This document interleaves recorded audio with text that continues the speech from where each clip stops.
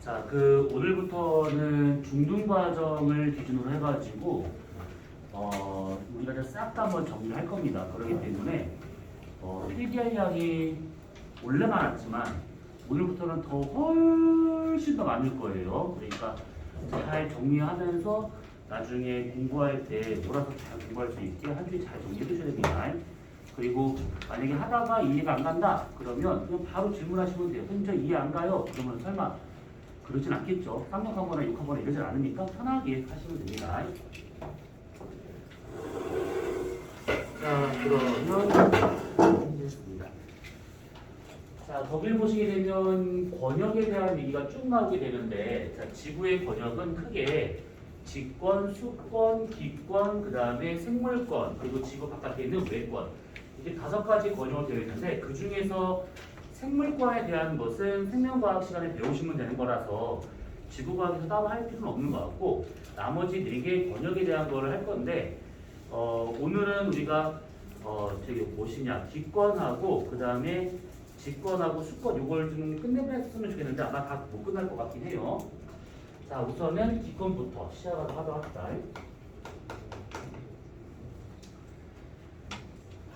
아, 종이가 없어? 아니야, 그럼 뜯지 마. 그러면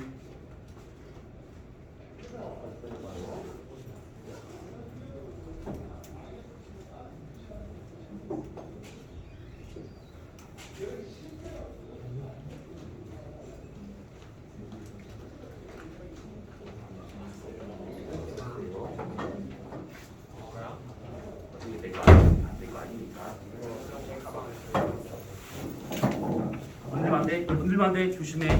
자, 종이 없으신 분은 이거 가져가시고.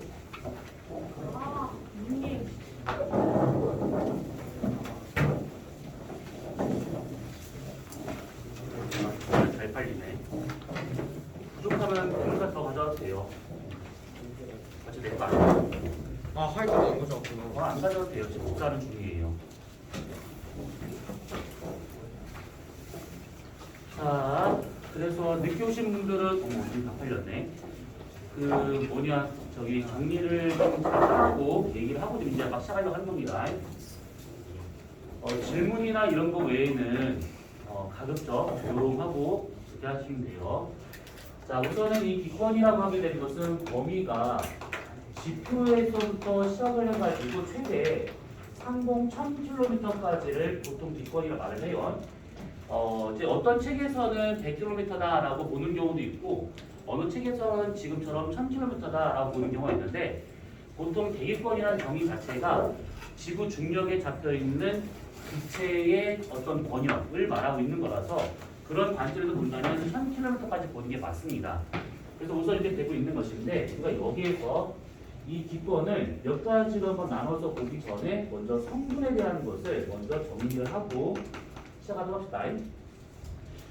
자, 우선은 지구 대기를 현재 구성하고 있는 것은 질소, 산소, 아르곤, 이산탄소 이게 지금 가장 주된 것들인데 그렇게 되기까지 어떤 식의 변화가 있었는가를 살짝 그래프로 정리를 해보자면 자, 이쪽을 시간이라고 생각해보고 이쪽을 어떤 기체의 대기에 있는 양이라고 가정을 하고 처음 대기가 생성됐을 당시부터 지금까지 어떤 식의 양적 변화가 있었는가를 보게 된다고 하면 우선 가장 손쉬운 것은 처음이나 지금이나 별 차이 없이 그대로 이어지고 있는 질소라고 하는 것이 있습니다. 질소. 자, 이 질소와 같은 경우에는 지구 생성 초기부터 지금까지 큰 변화 없이 그냥 그대로 양적으로 유지가 되고 있습니다. 이런 것들은 지구 내부에서 얘네들을 소비할 만한 어떤 그런 과정 자체가 없다 보니까 이런 식으로 그대로 유지가 되고 있더라라고 볼 수가 있는 것이죠. 그러면 얘네 같은 경우에는 크게 문제될 만한 건 없습니다. 끝이 없다 보니까. 근데 물론 질소가 생명체를 구성하는 주된 원소인 건 맞는데 지구 전체로 본다면 생명체가 있는 비율은 그냥 하찮은 비율이지. 이게 거의 없는 거라서 생각할 수 있는 것입니다. 자, 그 다음에 볼 것은 처음에는 아주 많았는데 지금은 점점 줄어들어서 거의 바닥 수준에 있는 이산화탄소라고 하는 게 있습니다. 자, 여기서 우선 얘가 지금 질소보다 생성 초기에는 많았다라고 되어 있는데 사실 여기서 이게 스케일을 좀 쓰지 않았지만 질소를 1로 잡는다고 하면 그 당시에 이산화탄소는 대략 한 10 정도가 됩니다. 그러니까 생성 당시 초기에는 기체로서의 이산화탄소량이 월등히 많았다라고 볼 수가 있는 것들이지. 그러면 이렇게 많았던 요 시기다 보니까 확실히 온실 효과가 아주 크게 지금보다 크게 일어났을 거다라고 보고 있습니다. 그래서 대기 온도가 워낙 높다 보니까 이것 때문에 혹시 지구가 마그마 바다 시기를 겪었던 게 아닌가라고 추정을 하고 있는 중이죠. 마그마 바다라고 하는 것은 지금처럼 지각, 멘틀, 외행대 이렇게 층상으로 구분되어 있지 않고 지구 전체가 그냥 하나의 마그마 덩어리로 되어 있었던 그 시기를 말하고 있는 것인데 온실 효과에 의해서 암석으로 존재할 수 없는 온도다 보니까 전체가 다 마그마 바다일 거다라고 이렇게 추정을 합니다. 그런데 온실 효과가 아무리 많이 일어난다 하더라도 지구 전체 온도가 1500도가 넘어가는 경우는 없어요. 저것만으로는. 그래서 마그마 바다를 만든 직접적인 온도는 아니지만 어느 정도 유지를 시킬 수 있을 정도의 온도였다 이렇게 보는 게 사실 더 맞다라고 생각하시면 됩니다. 자, 그런 다음에 얘가 쭉쭉쭉 사라져 이렇게요. 그럼 이산화탄소가 이게 줄어드는 이유는 딱 간단하죠. 뭐냐면 광합성에 의해서 얘네들의 양이 줄어들거나 아니면 바다가 생기면서 바닷물에 직접 용해가 돼서 사라지거나 요 두 가지라고 보시면 되는데 여기에서 각각이 이제 어떻게 됐는가 번역 이동을 어떻게 했는가 살짝 보자면 대기권에 있는 이산화탄소가 광합성을 한 거니까 생물권으로 이렇게 넘어갔다라고 볼 수 있는 것이죠. 그리고 해수 용해되었다라고 하는 것은 대기권에 있는 이산화탄소가 바닷물 속으로 들어가니까 수권으로 이동을 했다라고 볼 수가 있는 것인데 이렇게 가든 결과적으로 이산화탄소는 직권으로 넘어갑니다. 결과적으로는 왜 그러냐면 여기서 생물권까지 넘어가고 난 다음에 그 생물이 죽어버리게 되면 땅에 묻혀서 100%는 아닌데 지하자원이 될 가능성이 있는 것들이지. 그래서 지하자원의 형태로 직권에 묶여있는 경우라든지 아니면 얘가 수권으로 들어간 다음에 탄산칼슘을 해서 침전물이 밥에 깔리는 석회암이 돼서 직권에 갇히든지 어쨌든 간에 이런 식으로 해서 결과적으로는 직권으로 들어가더라 이렇게 생각하시면 되는 겁니다. 자, 그 다음에 두 번째와 같은 경우에는 초창기는 없다가 갑자기 쑥쑥 증가돼서 이렇게 가고 있는 기체가 하나 있습니다. 요거 아르곤.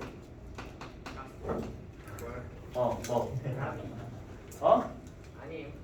저게 지랄이야. 자, 아르곤이 있습니다. 자, 이 아르곤과 같은 경우에는 요걸 좀 생각을 해볼 것이 뭐냐면 그 방사성 동위원소라고 하는 것이 있죠.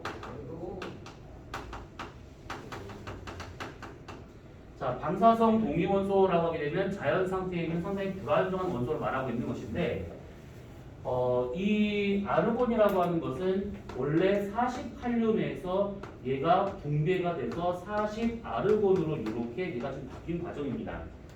원래 있었던 불안정한 원소인 40칼륨을 방사성 원소, 모원소, 어미 모자 써서 모원소 나중에 붕괴를 해가지고 안정된 원소로 바뀌었을 때 나오는 이 원소를 아들 자자 써서 자원소라고 이렇게 표현을 해요.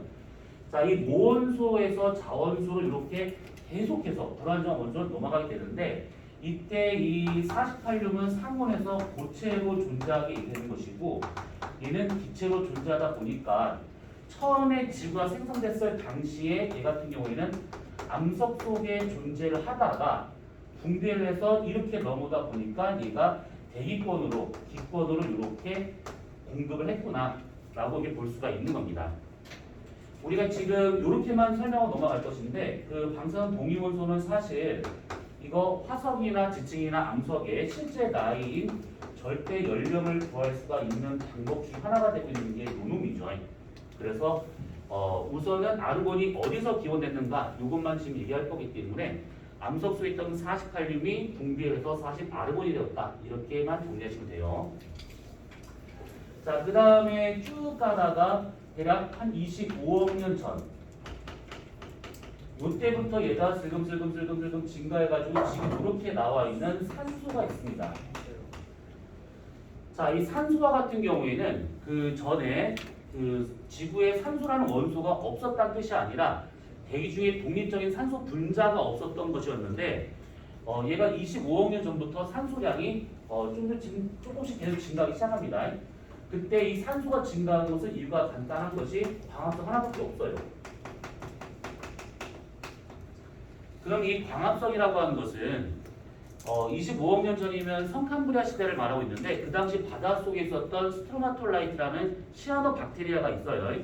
그 시아노 박테리아가 물속에서 얘네들이 호흡을 합니다. 그러니까 광합성은 아니고 호흡을 해요. 당시에 대기에 있었던 거라든지 물속에 녹아있던 기체들 중에 메테인이라든지 암모니아라든지 이런 것들 대기에 있던 성분들하고 바닷물속에 있었던 여러 것들 지가 먹고 얘가 산소를 내보냅니다. 그래서 얘가 되게 광합할 수 없네. 광합성 틀린 말은 아니지만 생물권이 분교를 취하는 것은 고생되니까 광합성도 틀린 말은 아니긴 하지만 여기서 추가적으로 방금 얘기했었던 시아노박테리아라고 이렇게 얘기할 수 있고 요즘은 뭐 사이아노박테리아라고 하는데 뭘 발음하든 상관은 없습니다. 이런 거에 의해 가지고 현기성 박테리아인데 얘네들이 호흡을 통해 가지고 산소량을 증가시키거나 아니면 나중에 육상 식물이 등장을 하면서 광합성을 하거나 아니면 그 전에 미역 줄기처럼 바닷물 얕은 곳에 살고 있다가 광합성을 하거나 이런 식으로 해서 산소量막 증가시킵니다. 그러면 초창기에 식물은 물속에 살았었기 때문에 그 생물권에 있었던 애들이 광합성을 통해 가지고 수권으로 공급을 한 다음에 이것이 대기권으로 이렇게 산소가 넘어갔구나 라고 생각하시면 돼요. 여기서 생물권에서 수권 넘어간 것은 이거 자체가 얕은 바닷물에 살고 있었던 미역 줄기 같은 거라고 생각하시면 됩니다. 그래서 현재 지금 보시게 되면 현재가 여기쯤이다 라고 친다고 하면 가장 많은 건 질소, 산소, 아르곤, 이산탄소 이렇게 순서가 정해지고 있더라라는 얘기입니다. 자, 그러면 이렇게 되는 거 하나와 그 다음에 두 번째, 자 이번에는 이 기권들을 여러 기준을 통해서 좀 구분을 해볼 것인데 먼저 여러분이 1학기 배웠던 것부터 높이에 따른 기온 분포, 기온 변화를 보고 우선은 구분을 해보자면 대략 요놈이죠. 그게 지금 여러분들 교재나 프린트에 나와 있는 것인데 이렇게 했을 때 온도하고 높이는 단위가 킬로미터, 온도는 도시가 되고 있습니다. 이렇게 해가지고 높이에 따른 기온 분포를 그려보자면 대략 이렇게 나타나고 있죠. 자, 그랬을 때 이 밑에가 대륙권, 성층권, 중간권 10권. 그래서 여기가 대략 상공 10km, 여기가 대략 상공 50km, 여기가 상공 80km. 뭔가 좀 이상하게 되었는데 아무튼 그렇습니다.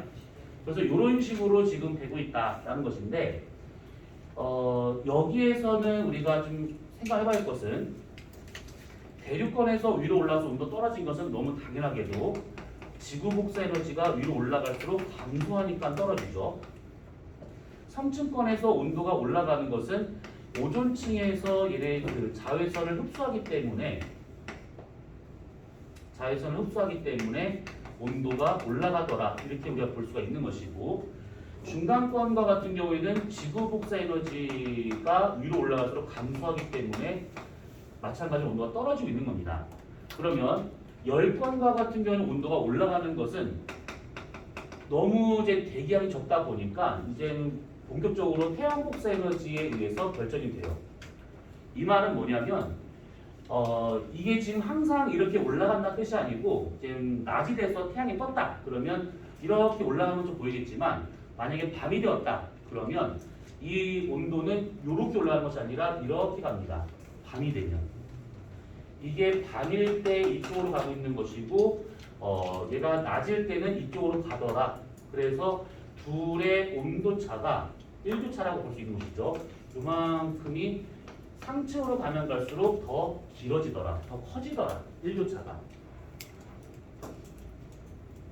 그리고 또 하나는 성층권 내에 오존층이 만약에 없다라고 친다고 하면 얘네들의 온도 분포는 이게 지금 성층이라고 하는 것이 층을 만든다라는 얘기인데 오존층에서 층을 만들었기 때문에 성층권이라는 요 층이 하나 생긴 겁니다. 근데 만약에 오존층이 없다. 그러면 이것이 이렇게 나타나야 돼요. 여기가 3080km 이렇게. 이거는 오존층이 없다라는 가정하에. 그러면 오존층이 없는 행성들, 뭐 금성이라든지 오존층이 있어도 희박한 화성과 같은 경우에는 이런 식의 분포가 나타날 거다라고 봐야겠죠. 그래서 기본적으로 80km 여기를 기준으로 해가지고 여기서 여기까지 온도가 떨어지는 것은 행성 표면에서 나오는 행성 복사 에너지가 줄어들어서 여기서 온도 올라가는 것은 항성에서 오는 항성 복사 에너지가 증가해서 이렇게 볼 수가 있는 겁니다. 결국은. 자, 그러면 여기에서는 요거랑 그 다음에 한 가지만 더 얘기해보자면 이 오존층에 대한 얘기인데 우리가 예전에 이거 한번 다 정리했습니다.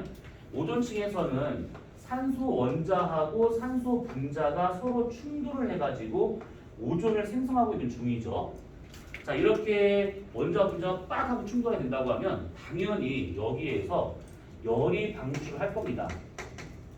그 방출한 열을 주변에 있는 다른 기체가 흡수를 해요. 그래서 온도가 올라가고 있는 겁니다. 반대로 얘가 여기서 오존이 이렇게 깨질 때, 원자와 분자로 깨질 때는 그냥 깨지는 것이 아니라 일정의 에너지를 흡수를 해야 깨질 수가 있는 것인데 그때 자외선을 흡수를 해가지고 이렇게 깨지더라라는 얘기입니다.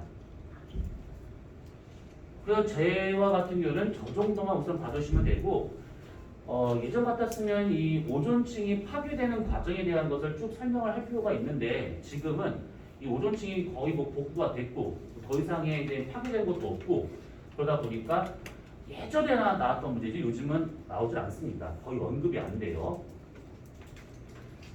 그러면 간단한 건 이렇게 보고 그 다음에 세 번째 똑같이 높이에 따른 기압 변화를 그려보자면 우선 그래프 먼저 그려보자면 대략 이렇게 나옵니다. 그러니까 P 단위는 헥토파스칼 그 다음에 이쪽은 높이 단위는 킬로미터가 되고 있습니다. 이렇게 나와요. 자, 높이에 따른 기압 변화는 이렇게 나타나고 있는 것들인데 자, 여기서 우리가 좀 따져볼 거 기압이라고 하는 것은 공기의 압력을 말하고 있는 것이죠. 공기의 압력. 그래서 이 공기 압력을 표시할 때는 단위가 헥토파스칼을 쓰고 있습니다.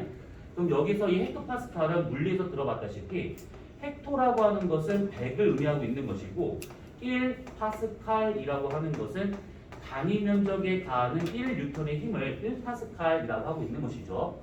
현재 지구의 대기압은 1기압이 되고 있기 때문에 1기압을 우리가 헥토파스칼로 바꾸면 1013.25 헥토파스칼.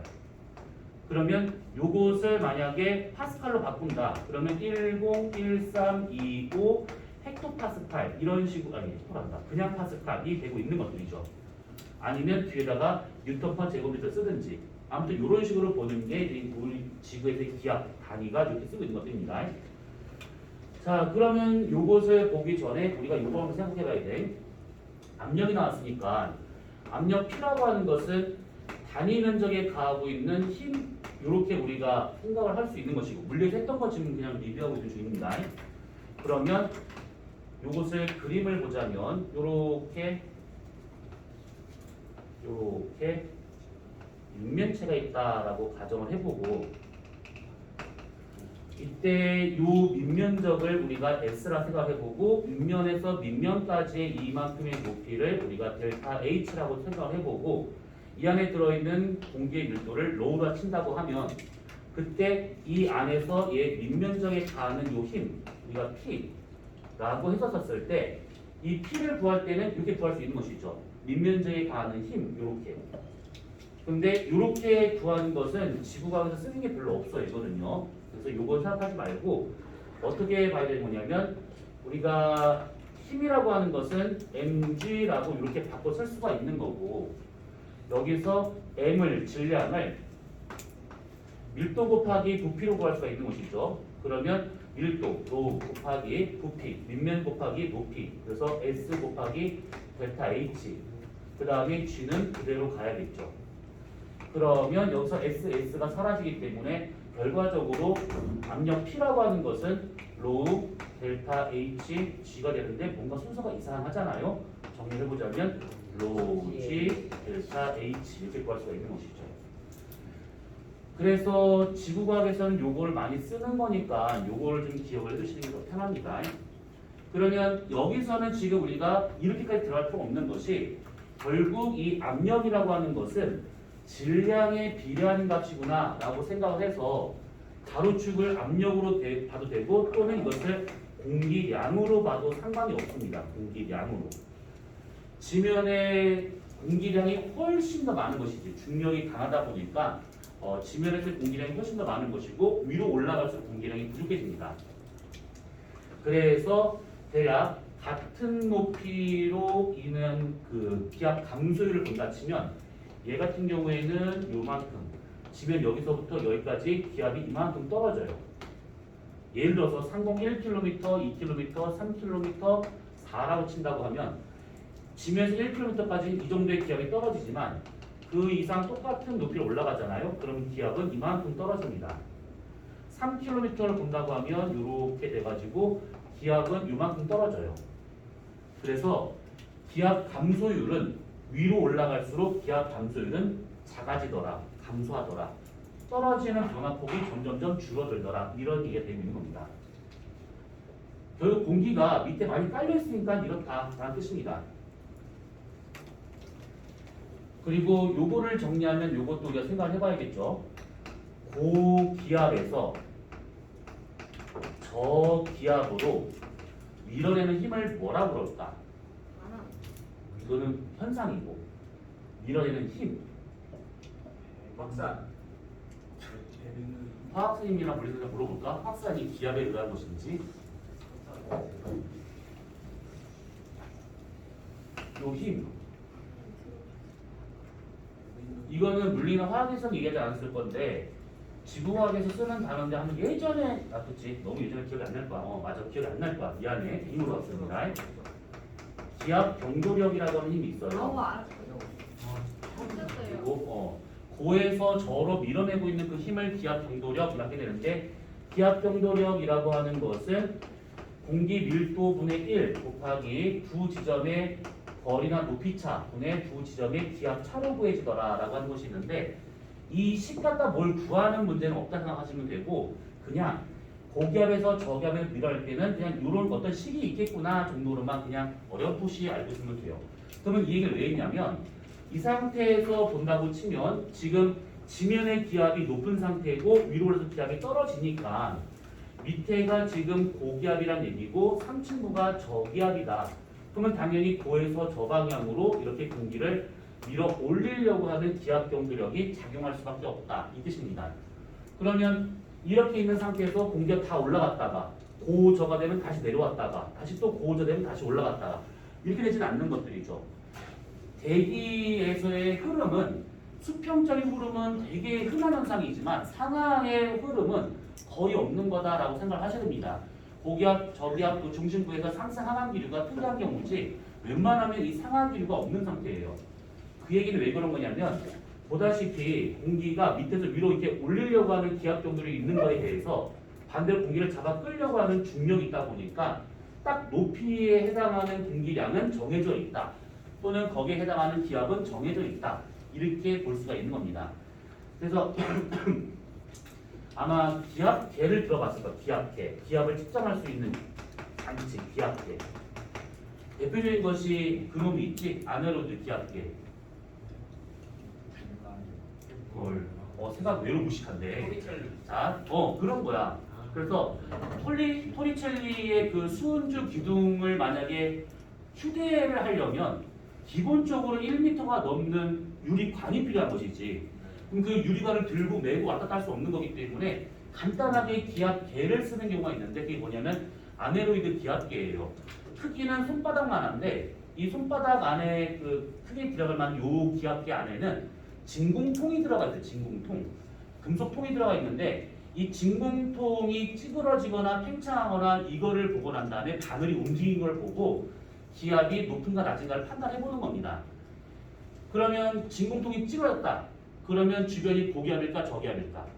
고기압. 팽창을 했어. 저기요. 저기압이지. 그래서 이걸 갖고 기압을 측정할 수 있다는 뜻이고, 또 하나는 높이에 따른 기압은 정해져 있기 때문에 그 기압계를 들고 올라가면 굳이 들고 올라가지 않아도 여기서는 어느 정도의 기압, 여기서는 어느 정도의 기압 이런 거 딱 정해져 있습니다.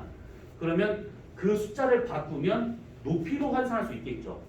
이 높이에서의 기압은 딱 정해져 있으니까 단위를 킬로미터로 바꾸면 요 높이에서의 기압이 이만큼 나왔으니까 여기는 몇 킬로미터, 이 높이에서는 기압이 이만큼이니까 몇 킬로미터 이런 식으로 할 수 있기 때문에 그런 기압계를 이용해서 고도계로도 쓸 수가 있는 겁니다. 자, 그래서 이렇게 되고 있다라고 하는 거 정도로 우선 봐두시면 돼요. 자, 그 다음에 네 번째 평균 분자량.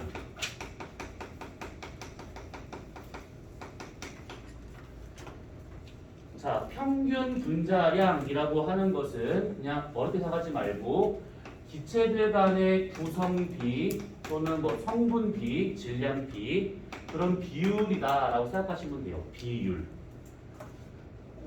대체로 이것을 그래프를 그려보자면 이렇게 나옵니다. 그러니까 여기 가로축을 평균 분자량이라 보고 여기 높이, 여기 세로축을 높이라고 본다고 치면 대략 구성 비율이 어떻게 되고 있는 거냐면 요렇게 나타납니다. 이런 식으로. 여기가 대략 상공 100km가 되고 있는데 이렇게 되셨을 때 여기서부터 여기까지가 지금 이 기체들 간의 구성비가 일정하게 유지가 되고 있다라고 볼 수가 있는 것이죠. 그래서 여기를 균질권이라고 이렇게 표현을 해요. 균질권. 근데 이 위쪽은 얘네들의 이 상공을 구성하고 있는 기체들 간의 구성비가 줄어들고 있다 또는 일정하지 않다 이렇게 표현할 수 있어서 여기를 비균질권이라고 이렇게 이름을 붙여요. 균질권이라고 하는 것은 비율이 일정하게 유지되고 있다. 그러니까 바람과 같은 일이 벌어지면서 바람이 나타나면서 직접적으로 대기를 혼합을 시킵니다. 그러다 보니까 일정의 비율이 유지되더라. 그래서 이것이 지금 우리가 알고 있는 그 비율이지 질소, 산소, 아르고 이산탄소 그 비율이 일정하게 유지되고 있는 것이 요게 되고 있는 것이고 비균질권 같은 경우에는 워낙 높이 있다 보니까 대기량이 적습니다. 그러면 기압 차가 별로 안 나타나기 때문에 여기서는 바람이 불진 않고 단순 확산만 일어나고 있어요. 그래서 여기서는 빠르게 움직이지도 못하다 보니까 여기를 구성하고 있는 애들의 비율이 일정하지가 않더라. 요 얘기입니다. 이런 경우에요. 지표가 이렇게 있으면 상공 100km를 기준으로 해가지고 여기에서는 계속 바람이 왔다 갔다 하고 있으니까 일정의 유지가 되고 있다 이 뜻인데 여기를 넘어가게 되면 그런 게 없습니다. 그리고 너무 높다 보니까 좀 질량이 작은 원소로 되어 있는데 주로 수소하고 헬륨 위주로 많이 되어 있습니다. 그래서 이런 것들이 쉽게 이동하지 못해서 비율이 일정한 유지가 안 되고 또는 우주에 많은 기체가 수소가 제일 많고 그 다음에 헬륨이 되고 있는 것들이지. 그래서 가볍기도 하고 지구 상공에 많이 떠 있어서 지구 중력에 좀 자유롭기도 하고 그래서 우주로 나갔다가 다시 들어왔다가 이게 가능합니다. 그러다 보니까 얘네들의 비율이 일정하지가 않더라. 요 얘기입니다. 자, 그러면 이 기권과 같은 경우에는 이렇게만 우선 대략 정리해 두시면 돼요. 이거에 대한 세부적인 것들은 우리가 다음에 나올 기압과 뭐 이런 것들에 대한 얘기할 때 더 자세히 보도록 하겠다고.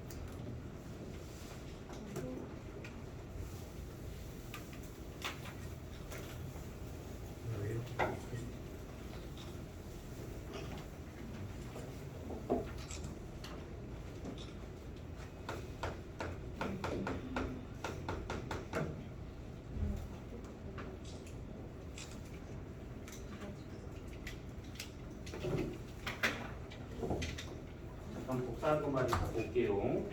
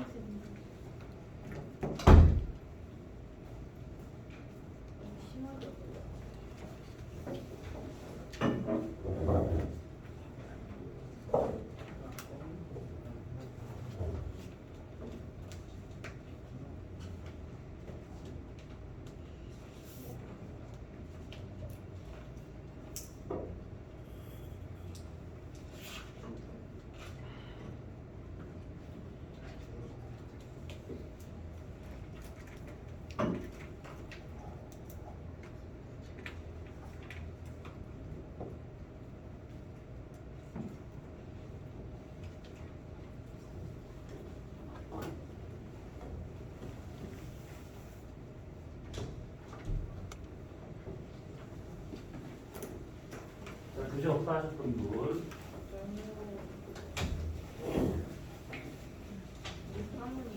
있는 거지?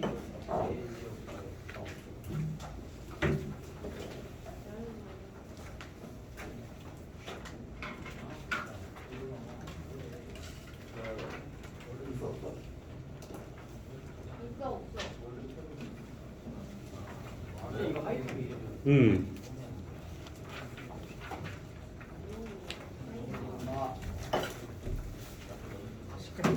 공동 1학년 거는 뭐 그렇게 막 세밀하게 볼만한 내용은 별로 없을 건데 어차피 2학년 것도 많이 갖고 있으니까 그거 진짜 수업이 중요해요. 자 그러면 직권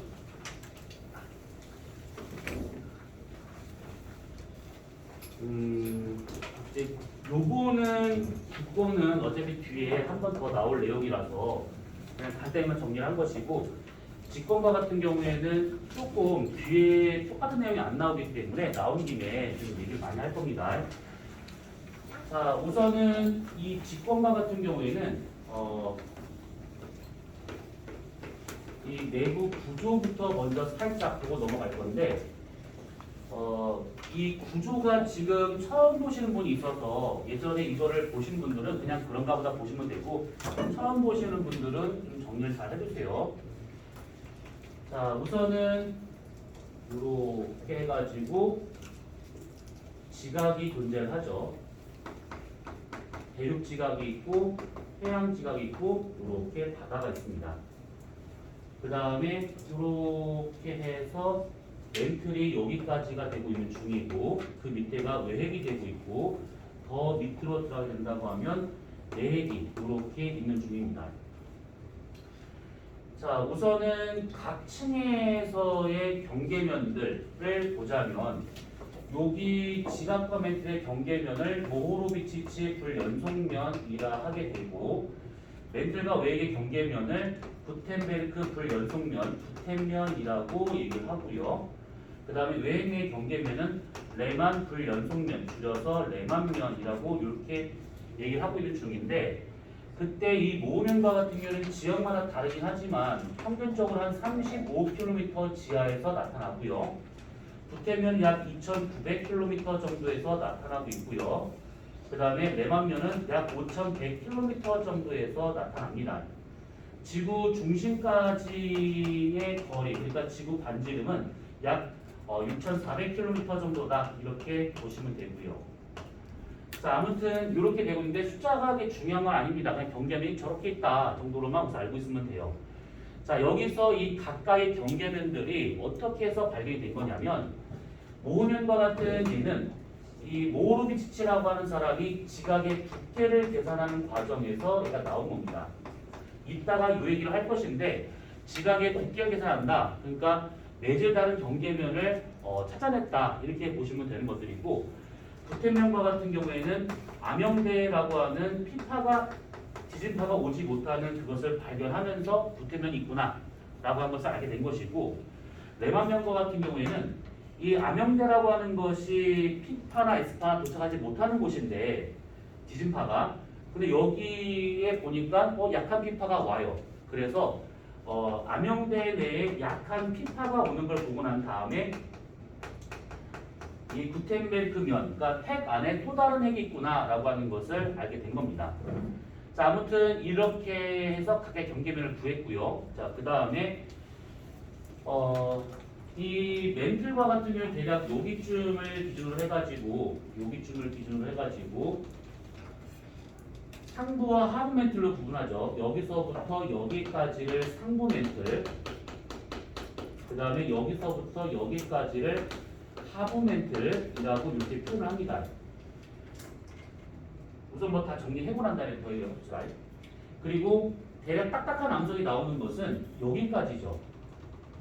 여기까지. 그래서 지각에서 상부 멘틀 일부를 포함한 여기를 우리가 판 또는 암석권이라고 표현하고 있는 것이고 이 판 바로 밑에 여기서부터 여기까지이거나 또는 여기서부터 여기까지이거나 뭐든 상관없는데 판을 움직일 수 있는 멘틀 대류가 나타나는 연약권이 여기다라고 이렇게 볼 수가 있습니다. 자, 이렇게 구분하면 그냥 간단해. 그런데 여기서 여기 있습니다. 이 판과 연역권 사이에 여기에 살짝 튕겨 있는 층이 하나 있어요. 여기에. 여기가 저속도층이라고 하는 것이 있습니다. 여기가. 그 다음에 상부와 하부 메틀 요 사이에 튕겨 있는 얇은 층이 하나 있는데 여기를 전이대라고 이렇게 표현을 해요. 근데 여기서 이 전이대는 우선 몰라도 되는 것이고 요거 정도는 그냥 살짝 받을 필요가 있습니다. 자, 뭐냐면 저속도층, 지진파의 속도가 떨어지는 층이라고 보시면 되는 겁니다. 속도가 떨어지는 층. 그러면 떨어져 앉아. 떨어져 앉아.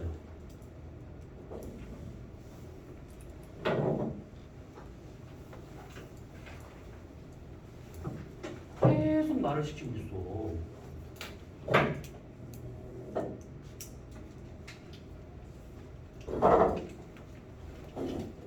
여기서 지진파의 속도에 대한 얘기를 잠깐만 해보자면 지진파 속도는 그거를 통과하는 매질의 밀도에 의해서 결정이 됩니다. 결국 암석 밀도에 의해서 결정이 되더라라는 것인데 밀도가 크면 클수록 지진파 속도가 빨라져요. 근데 이건 이따가 얘기를 하겠지만 암석 밀도하고 지진파 속도는 원래 반비례관계입니다. 물리상 배웠을 거야. 매질 밀도하고 그 파의 속도하고는 반비례관계다라고 하는 거. 그렇지? 배웠지? 불절 배우면서 아마 했었을 거야. 불절 배우면서. 우리가 다 처음 듣는 것처럼 얘기하고. 왜 그래? 매일매일 새롭잖아요. 아 그렇구나. 배우면 끝이 없지. 기억에 자 아무튼 이 암석 밀도에 대해서 얘가 비례한다라고 하지만 실제로는 밀도에 대해서는 반비례하고 있는 겁니다. 근데 이제 이게 나타나는 이유는 이따 설명할 것이고. 그럼 이 암석 밀도라고 하는 것은 어떻게 해서 바뀔 수 있는 거냐라고 본다고 치면 우선은 제일 흔한 것은 매질 상태가 달라져서 라고 보시면 되고 또는 암석의 종류가 달라져서 밀도가 다를 수 있는 것이고 또는 지각 연류량이라고 표현을 하는데 또는 뭐 지열이라고 봐도 되고 아니면 지온으로 봐도 되고 아무튼 온도가 되고 있는 겁니다. 그 다음에 깊이가 어느 정도냐에 따라서 압력이 얘가 다르게 나타나게 돼요. 그래서 뭐 이런 것들에 의해서 암석의 밀도가 다 달라지고 있다 이 뜻인데 그때 매질 상태만 놓고 보자면 확실히 고체하고 액체하고 뭐 지구 내부에 기체가 없으니까 고체 액체를 비교한다 그러면 고체 밀도가 더 크니까 당연히 지진파 속도가 더 빠를 거다 이 뜻이 되고 있는 것이고 암석 종류라고 하게 되면 화성암하고 그 다음에 퇴적암이 있다라고 가정한다 치면 퇴적암은 이게 쌓이면서 그 빈 공간이 공극이 만들어지죠. 그렇기 때문에 화성암 쪽의 밀도가 더 크게 나타납니다. 그리고 온도와 같은 경우에는 고온과 저온이 있다라고 치게 되면 암석도 온도가 높아져 버리면 부피가 팽창을 합니다. 그래서 저온일 때가 암석 밀도가 더 커요.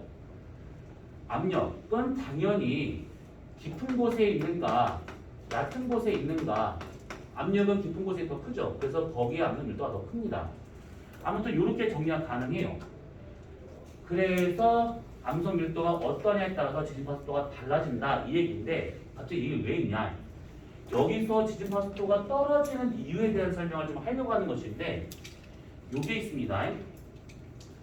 그래프를 잠깐 하나만 좀 그려볼 건데 이런 그래프가 있어요. 자 이쪽을 깊이라고 생각을 해보고 단위는 킬로미터가 되고 있습니다. 자 관측자가 이렇게 서 있는 거예요. 땅바닥에 이런 식으로. 그 다음에 이쪽은 온도가 됩니다. 자 그러면 이렇게 됐을 때 지금 우리가 어떤 그래프를 그려볼 거냐면 이 사람이 지구 내부로 들어가면서 느낄 수 있는 여러 암석들 그 깊이에 따른 압력들 그래서 암석의 밀도가 다 제각각일 것인데 그것을 우리가 평균적으로 봤었을 때 어느 깊이에서는 어느 정도의 압력을 받다 보니까 얘네들의 상태를 결정할 수 있는 온도는 이만큼일 거다. 어느 깊이에서는 이만큼일 거다. 이렇게 할 수 있는 선 하나를 그려볼 수가 있습니다. 뭐냐면 이렇게 선 두 개를 그어볼 수가 있어요. 이 무슨 선이냐면 밑에 있는 선은 고상선이라고 하고요. 위에 있는 선은 액상선이라고 이렇게 표현을 해. 고상선, 액상선이라고 하는 뜻은 뭐냐면 고체 상태로 존재할 수 있는 최저 온도 또는 최대 임계 온도라고 생각하시면 되는 겁니다. 그래서 만약에 이 깊이에서 고체 상태로 존재하려면 이 정도 온도까지는 고체로 존재할 수 있다. 그 범위를 말하고 있는 것이고 이 온도를 넘어간다. 그러면 액체 상태로 존재한다. 이 뜻입니다. 고체 상태로 존재할 수 있는 최대 온도가 여기까지 이 깊이에서는 그리고 여기서부터가 액체가 존재하기 때문에 여기가 액체가 존재할 수 있는 최저 온도 이런 식으로. 자 그러면 여기서 액상선이다 고상선이다 그냥 상태를 말하고 있는 것인데 얘가 액상선 액체가 되었다라고 하는 것은 완전히 녹은 상태 완전 용융 상태를 말하고 있는 것이고 암석이 싹 다 녹은 상태. 고상선 이 고상선이다라는 것은 얘가 암석으로 존재할 수 있는 상태. 그럼 고상선과 액상선 사이에 요 가운데 있을 때는 그럼 무슨 상태냐라고 하면 얘네들은 부분적으로 녹은 상태라고 보시면 되는 겁니다. 부분 용융 상태. 마그마하고 암석이 공존하고 있는 상태. 자 그러면 이렇게 지금 되고 있는 게 그 지구 내부의 암석과 그 종류와 그 다음에 깊이에 따라 압력까지 다 고려해봤을 때 고상선은 이렇게 액상선은 이렇게 나타나더라 이 얘기입니다. 그런데 실제 지구 내부 온도 그래프를 그려보자면 이렇게 나타나게 돼요. 여기서부터 이렇게 갑니다. 살짝 걸쳐 있어요 고상선에. 그래서 교점 여기와 여기라 본다 치면 쭉 내려 본다 치면 이렇게 쭉 내려 본다 치면 지금 여기서까지는 지표에서 여기까지는 지구 내부의 온도가 이 빨간색이 지구 내부 온도입니다. 지구 내부 온도가 고상선 밑에 존재하고 있어요. 그러니까 고체 상태로 존재할 수 있는 환경이다 이 얘기지. 암석으로 나옵니다. 암석으로. 그리고 여기서부터 더 깊은 곳까지 마찬가지로 지구 내부 온도가 고상선 밑에 있습니다. 그래서 똑같이 암석으로 존재한다 이 뜻이죠. 근데 여기 범위를 보게 되면 살짝 지구 내부 온도가 고상선을 살짝 넘어가 있는 상태입니다. 그러면 살짝 넘어가 있다 부분 용융 상태라는 얘기죠. 그래서 여기와 같은 경우는 암석과 일부 마그마가 지금 공존되어 있는 상태다라는 얘기가 될 겁니다. 상태가 살짝 바뀌어버려요. 그래서 고체에서 부분 고체에서 다시 고체로 가고 있다 보니까 여기에서만 매질 상태가 살짝 달라지고 있는 것이죠. 매질 상태가 살짝 달라져요. 그래도 지진파 속도가 줄어들더라 이 얘기입니다. 자 여기서 속도가 줄어드는 건 결국 매질 상태가 변화되기 때문에 속도가 줄어드는구나 이렇게 우리가 정리할 수가 있는 겁니다.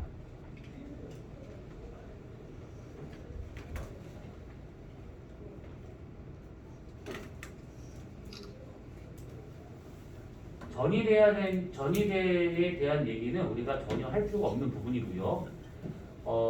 그리고 요걸 본 김에 우리가 지구 내부의 여러 가지 물리량에 대한 것들을 한번 쭉 정리를 해봅시다.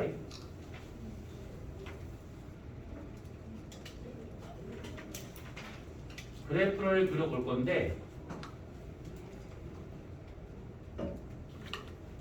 우선은 지금 요거는 지금 요 부분 여기에 해당하는 것만 지금 그래프를 그린 것이고요. 지금부터 보는 것은 지구 전체에 대한 그래프입니다.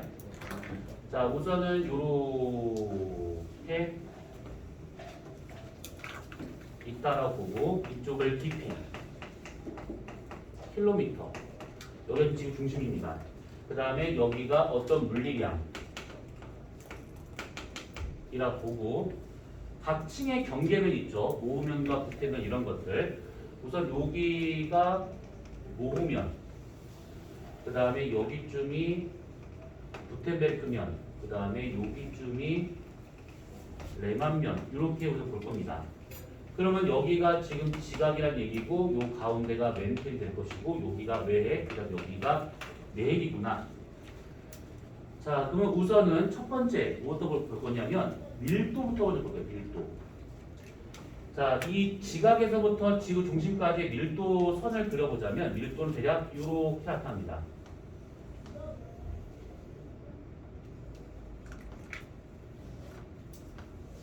이렇게.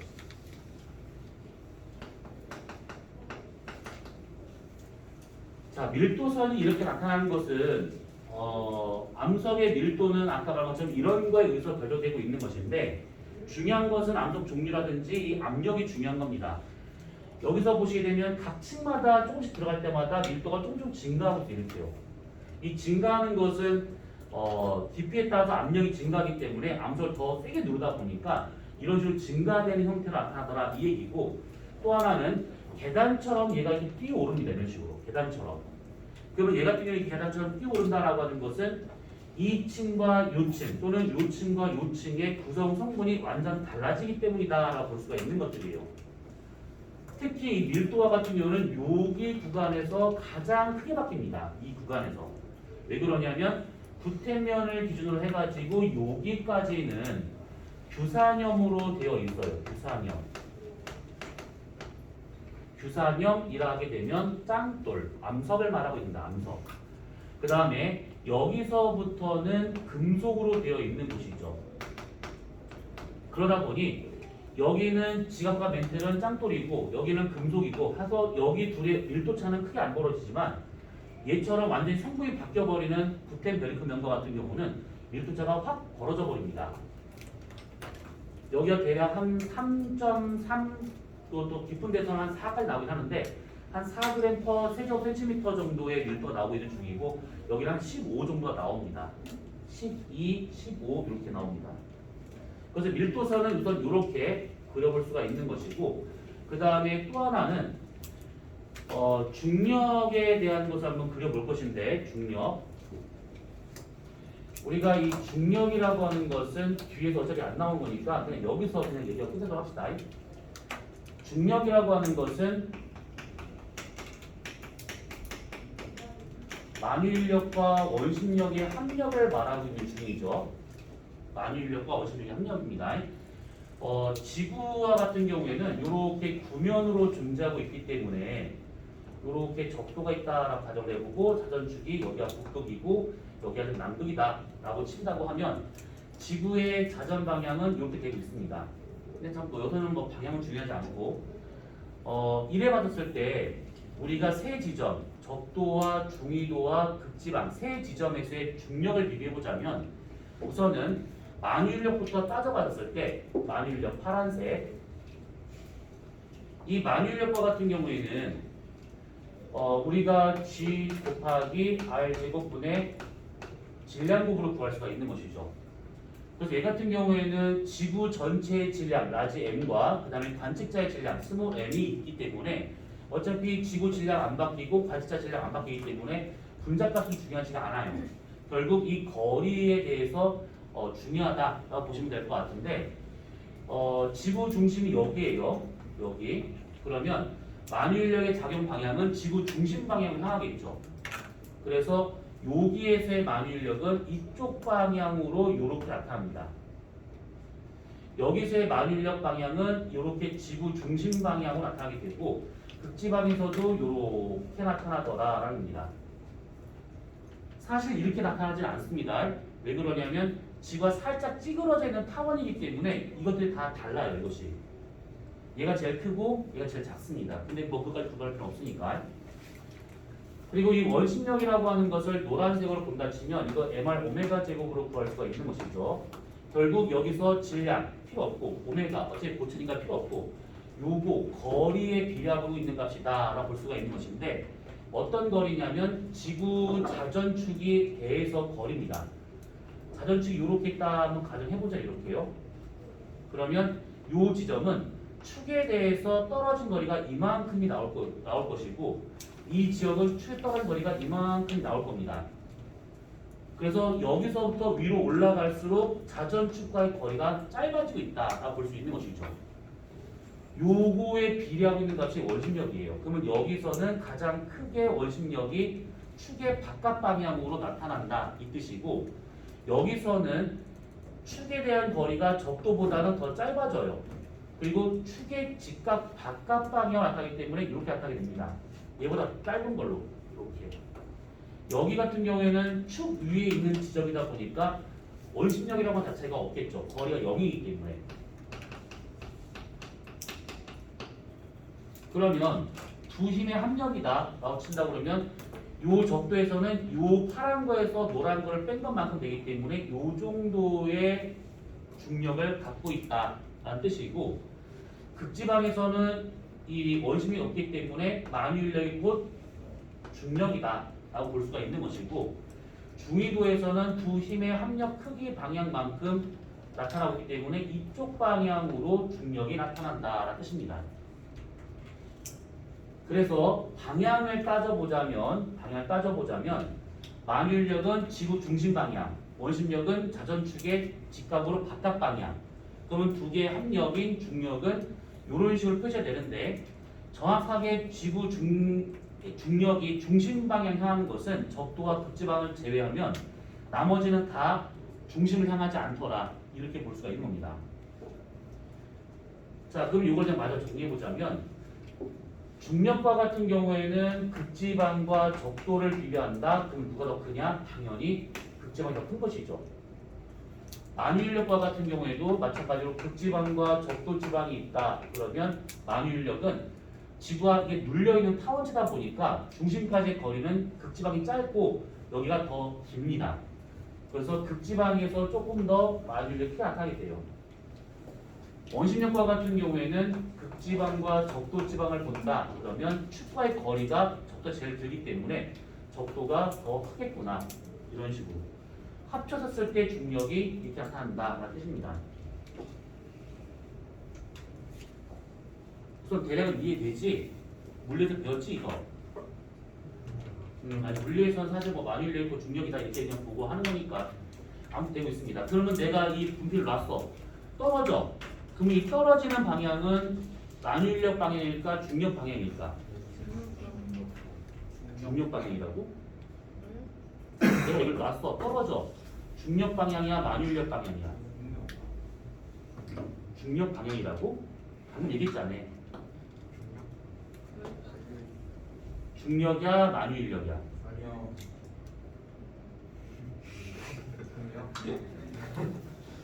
중력 방향이죠. 떨어뜨리면 얘는 지구 중심으로 떨어지질 않아요. 다른 곳 떨어지는 겁니다. 자, 그러면 여기에서 우리가 중력 그래프 하나만 그려보고 잠깐 쉬었다 하고 합시다. 자, 중력과 같은 경우에는 그러면 여기하고 여기가 다 다르긴 하지만 지금 우리가 지금 그림을 그리는 것은 어느 한 지점에서 들어갈수록 이라고 볼 수 있는 거라서 얘 같은 경우에는 원심력을 제외하고 만유인력이 곧 중력이다 라고 친다고 하면 대략 이렇게 그려집니다. 이렇게 갔다가 여기쯤에서 꺾여서 이렇게 떨어지게 돼요. 자, 빨간색을 우리가 중력이다 라고 보면 지면에서 어느 정도 들어갈 때까지 붙으면 바로 밑에까지는 중력이 점점 커져요. 이 커지는 것은 지구가 이렇게 있다라고 가정을 하고 어떤 사람이 여기 서가지고 느끼는 중력 붙어해가지고 들어갑니다. 이렇게. 그러면 확실히 지구 중심까지의 거리가 점점 가까워지기 때문에 중력이 커질 수밖에 없습니다. 그래서 여기서 중력이 커지는 것은 지구 중심까지의 거리가 줄어듦에 따라서 이렇게 중력이 커지는 것이고 반대로 이 사람이 너무 들어가잖아요. 그러면 여기쯤에 왔었다 라고 친다고 하면 이 사람을 잡아당기는 이만큼의 질량이 더 들어가게 되면 이만큼으로 줄어듭니다. 잡아당길 수 있는 중력값이 너무 작아지게 질량값이 작아지다 보니까 중력이 작아지는 것이죠. 질량 감소에 따라서 중력은 점점점 줄어들다가 지구 중심에 딱 오면 중력이 없습니다. 근데 여기서 중력이 없다라고 하는 것이 무중력 상태라는 뜻이 아니라 이 지점에 대한 이 질량이 잡아당기는 힘, 이 질량이 잡아당기는 힘들이 합력이 전부 다 0이 나온다 이런 의미로 생각하시면 돼요. 중력이 없다는 것이 아니라 여기에서 중력이 0이 된다라고 하는 것은 합력이 0이 된다 이 뜻입니다. 무중력이 아니죠. 그래서 그 지구를 뚫어서 터널 뚫으면 왔다 그렇죠. 그냥 놓으면 여기서 이렇게 턴을 풀었다. 그러면 막 떨어지다가 속도가 느려지다가 다시 막 떨어졌다가 속도 느려졌다가 이걸 계속 반복한다 이 얘기죠. 재밌겠다. 이게 뭐지? 그 영화 토탈 리콜. 니네 안 봤을 것 같은데 그런 영화가 있어요. 자, 그러면 요 그래프에 대한 얘기는 여기까지만. 자, 쉬었다 하도록 합시다. 또 나올 것 같다.